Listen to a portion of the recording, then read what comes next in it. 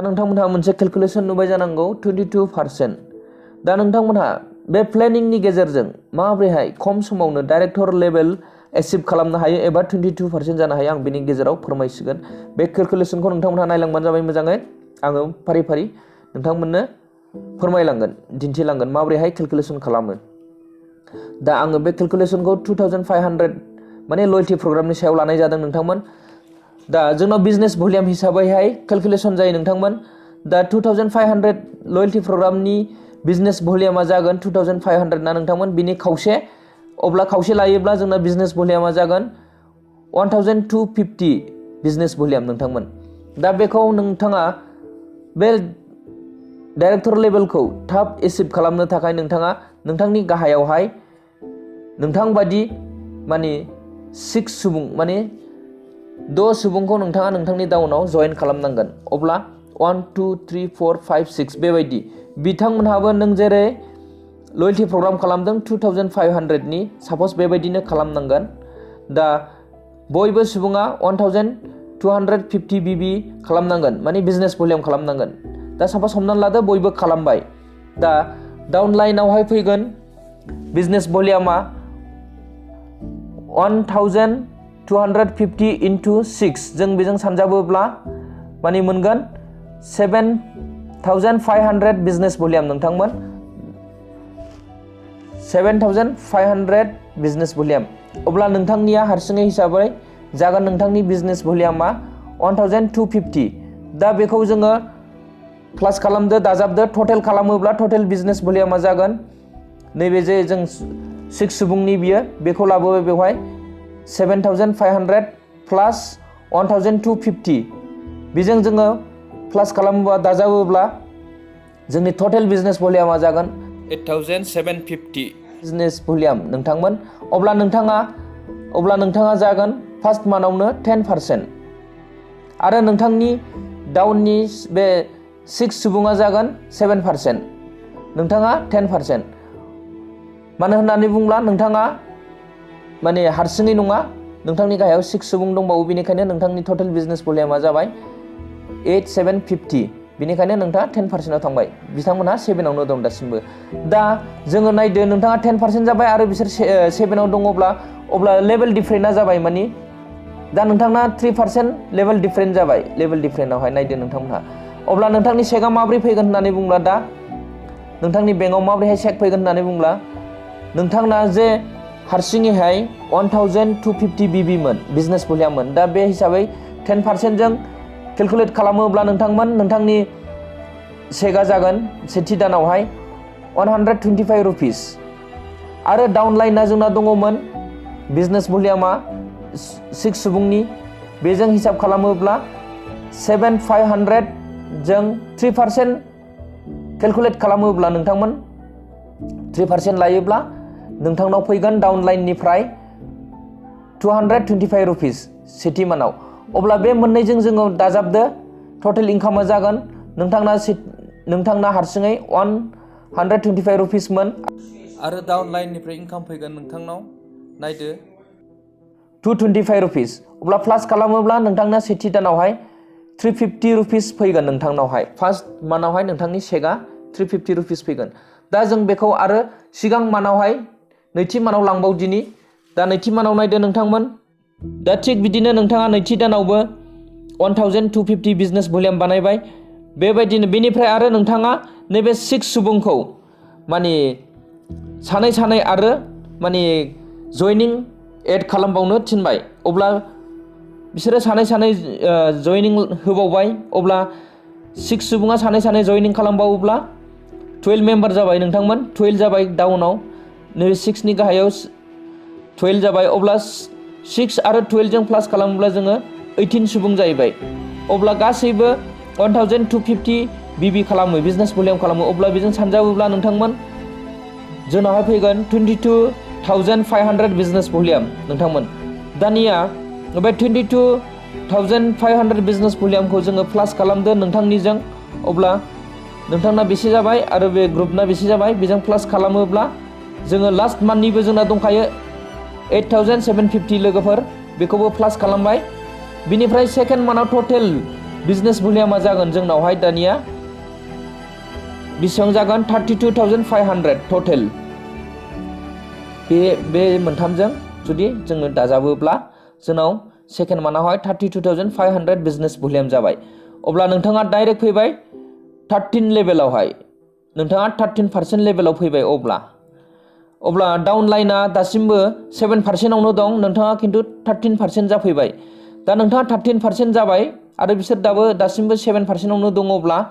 अब्ला जोंनि लेभेल डिफारेन्टआ बेसेबां जागोन 6% लेभेल डिफारेन्ट। मानो होननानै बुङोब्ला केलकुलेटआव जोंनावहाय माने लेभेल डिफारेन्ट गैयाबा माने जोंनावहाय केसबेक फैनाय नङा नोंथांमोन। बेनिखायनो मालाबाबो माने लेभेल डिफारेन्ट थाथारनांगौ। अब्ला 13.7 माने बेनि हिसाब खालामोब्ला नोंथाङा सेकेन्ड मान्थआवहाय माने 6% लेभेल डिफारेन्ट जाबाय, बिसिनिफ्राय 6% बारा लेभेल डिफारेन्ट जानानै दं।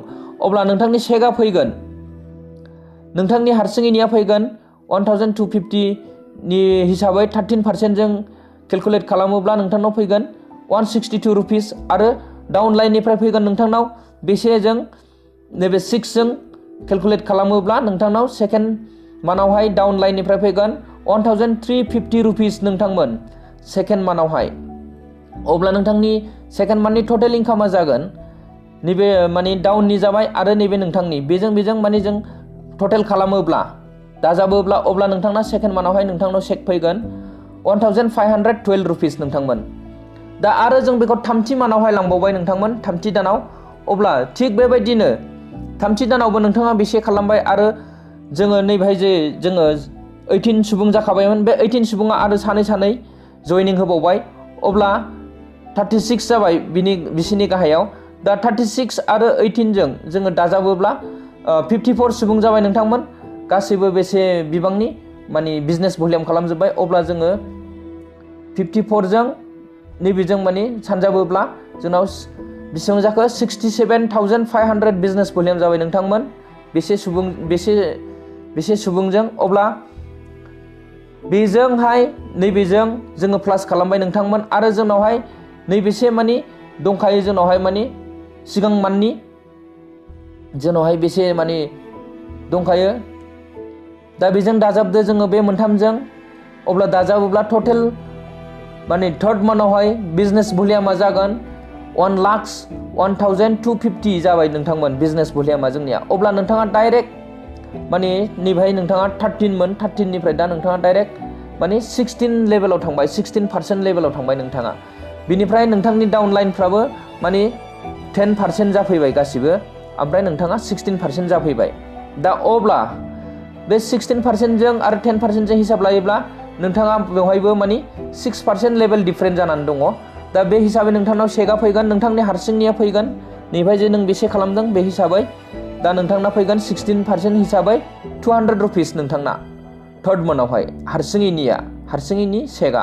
दा डाउनलाइननिफ्राय फैगोन नोंथांना बेसेजों हिसाब खालामोब्ला 6% हिसाबै नोंथांनाव डाउनलाइननिफ्राय 4,050 रुपिस फैगोन नोंथांमोन। नायदो दानिया बांबोनो हमबाय, जेसेनो जोंनि टिमा देरलांदों एसेनो नोंथांनि इनकामाबो बांबोनो हमबाय। अब्ला टटेल इनकामा जागोन नोंथांना बेजों दाजाबोब्ला दा नैबे डाउनलाइननि आरो नैबे नोंथांनि पार्सनेल। दा बे हिसाबै बेजों दाजाबोब्ला नोंथांना गासै थार्ड मान्थआव नोंथांनि इनकामा जागोन माने चेकआ 4,250 रुपिस नोंथांमोन। नायदो इजिलि माबोरैहाय जाबोखो नेटवार्क बानायनानै नोंथांना थार्ड मान्थआवनो 4,250 रुपिस जाफैबाय। दानिया जोङो आरो बेखौ दान मोनसे सिगाङाव लांबावसै नोंथांमोन। दानिया जोङो ब्रैथि दानाव फैबाय नोंथांमोन। ब्रैथि दानावहाय माने थिग बेबायदिनो नोंथाङा बेसे बिजनेस खालामबाय सिगांनि बायदिनो आरो जोंना 54 सुबुंमोन गोजामावहाय, बिसोरो माने सानै जयनिं होबावबाय गावसिनि गाहायाव। अब्ला बिनि सानै जयनिंआ जागोन 108 108 सुबुं। अब्ला बे मोननैजों जोङो दाजाबोब्ला जोङो 162 सुबुं जाबाय। अब्ला सासेयाव बयबो बेसे बिजनेस भलिउम बानायोब्ला बेसे जों बेखौ सानजाबदो 162 into 1,250 जों सानजाबोब्ला जोंना बिजनेस भलिउमा बेसे जायो। अब्ला जों बेखौ दाजाबदो दानिया 2,25,000 जों बेखौ लाबोबाय बेवहाय।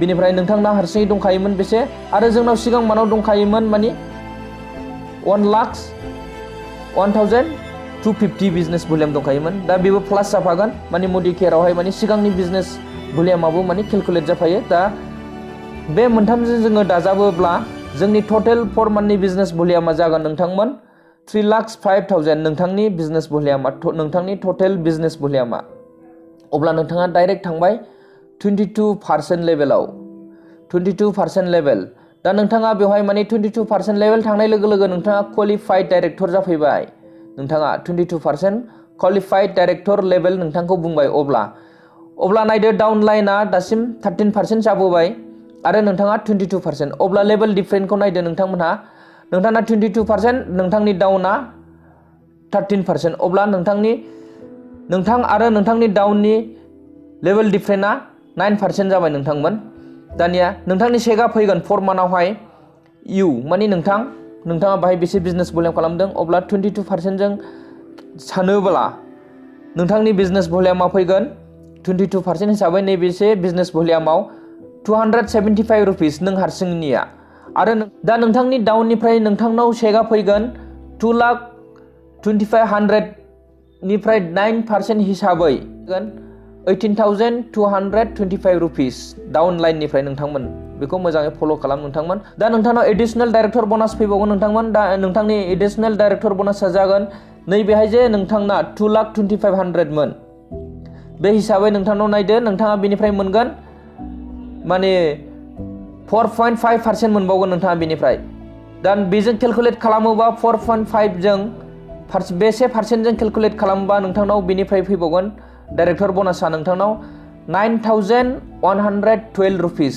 नोंथांमोन दानिया नोंथांनि टटेल इनकामा 4 मान्थआव जागोन नोंथांमोन नैबे आरो बे मोनथामजों जोङो प्लास खालामजोबोब्ला बियो 275 रुपिस नैबेयो 18,225 रुपिस आरो नैबे 9,112 रुपिस बे मोनथामखौ जोंनो प्लास खालामोब्ला दाजाबोब्ला नोंथांनाव 4 मान्थनि नोंथांनि चेकआ फैगोन 27,612 रुपिस नोंथांमोन नायदो बेसेबां गिदिर एमाउन्ट फैखो नोंथांनाव आरो जुदि नोंथाङा बे सुबुंफोरखौ आरो माने बे 27,600 रुपिस खामायनायाव जुदि नोंथाङा नैबे माखासे सुबुंखौ जुदि नोंथांनि गाहायनि सुबुंखौ आरो हेफाजाब होबावो अब्ला नोंथांनावहाय दानसेयावहाय खमावनो 1 लाखनिफ्राय लानानै 3 लाख 2 लाख 5 लाख नोंथाङा खामायनो हागोन जुदि नोंथाङा नैबे नोंथांनि डाउननि सुबुंफोरखौ 27,000 मोननायनिसिम